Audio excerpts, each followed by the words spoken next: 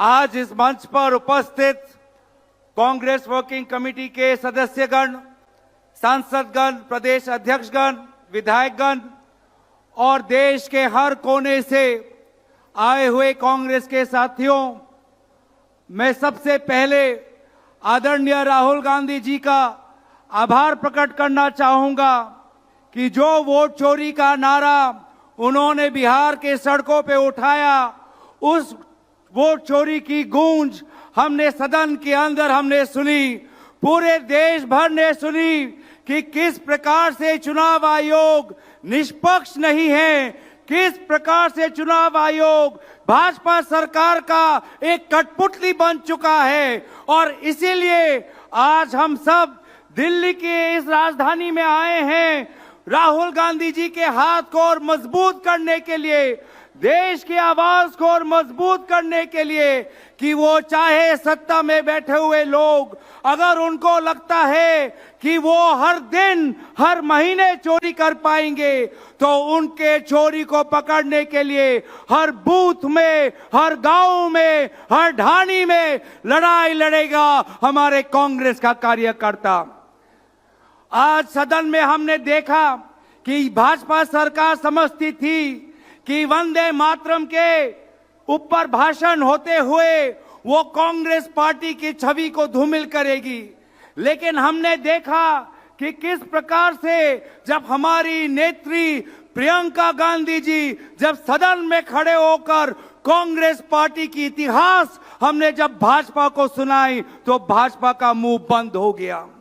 हमने सदन के अंदर ये भी देखा कि जब आदरणीय नेता राहुल गांधी जी जब खड़े हुए, आंख से आंख मिलाकर उन्होंने अमित शाह जी को कहा कि अमित शाह जी, मेरे 3 प्रेस कॉन्फ्रेंसेस पर हो जाए एक बहस, हो जाए एक चर्चा।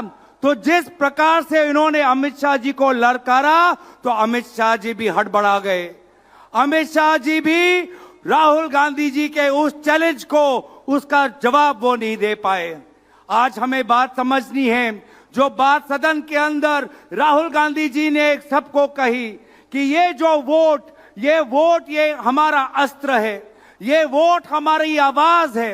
अगर जब किसान, जब वो अपना मजदूरी को लेकर, अपने किसान को लेकर, हमारे जो खाद्य जो आज बहुत पैसों में खरीदना पड़ रहा है, जब उसके साथ ये बेवफाई होती है तो वो अपनी आवाज कैसे उठाता है? वोट के द्वारा। जब बेरोजगार युवा, जब उसको नौकरी नहीं मिलती तो वो अपना आक्रोश कैसे व्यक्त करता है? वो वोट के द्वारा। वे महिला जिस पर अत्याचार होता है, वो महिला अपना गुस्सा कैसे दिखाती है? वो वोट के द्वारा। तो इसीलिए अगर लोकतंत्र में हमारे किसानों की, बेरोजगार युवाओं की, महिलाओं की, गांवों की, विभिन्न प्रांतों की अगर आवाज उठानी है तो उनका आवाज होता है वो वोट। और इसीलिए ये भाजपा ये समझती थी कि पिछले लोकसभा चुनाव में उनके 400 पार सीट आएंगे। जब देखा कि 400 पार उनका सपना विफल हो गया, लोग उनके खिलाफ हैं, तो उन्होंने ये वोट चोरी शुरू की। वोट चोरी इसलिए शुरू की क्योंकि उनको पता था कि लोकसभा के बाद वो हरियाणा हारने वाले हैं, हरियाणा के बाद वो महाराष्ट्र हारने वाले हैं, हरियाणा महाराष्ट्र के बाद वो बिहार हारेंगे और बिहार हारने के बाद उनकी केंद्र सरकार चली जाएगी। और सिर्फ जब देखा कि हरियाणा हारेंगे, महाराष्ट्र हारेंगे, बिहार हारेंगे, तो उन्होंने वोट चोरी शुरू की। वोट जो हमारा लिस्ट है वो फर्जी वोटर लिस्ट निकालने की शुरुआत की। इलेक्शन के बीच 10,000 रुपए फैलाने की बात की और केंद्र निर्वाचन आयोग, chief election commissioner Amit Shah ji के एकदम खास ज्ञानेश कुमार जी को चीफ इलेक्शन कमिश्नर के कुर्सी पर बैठाया, और ताकि कोई भी उन पर कानूनी कार्रवाई ना हो, इस प्रकार से एक नया कानून लेके आए हैं।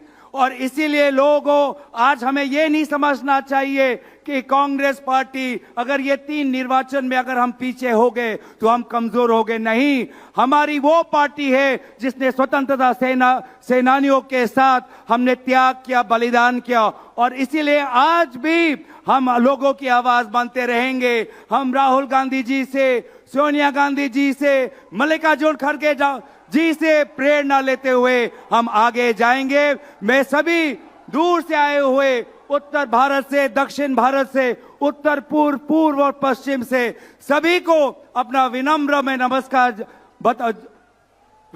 नमस्कार देते हुए मैं यहीं पर अपना भाषण समाप्त करता हूं। धन्यवाद। जय हिंद, जय हिंद, जय हिंद। बहुत बहुत धन्यवाद। वंदे मातरम।